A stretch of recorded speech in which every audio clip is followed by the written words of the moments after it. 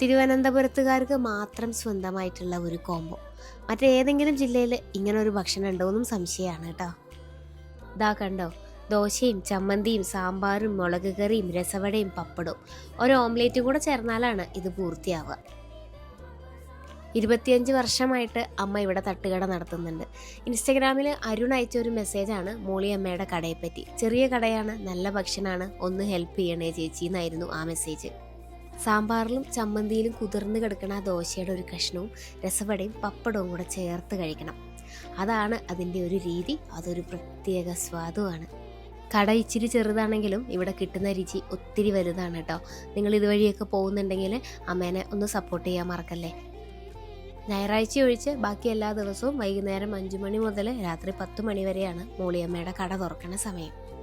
Location വരുന്നത് തിരുവനന്തപുരം ജില്ലയിലെ ഗൗരീശപട്ടം. ഗൗരീശ ഹോസ്പിറ്റലിലേക്ക് പോകുന്ന റോഡ് തുടങ്ങുന്നിടത്ത് തന്നെ വലതുവശത്തായിട്ട്.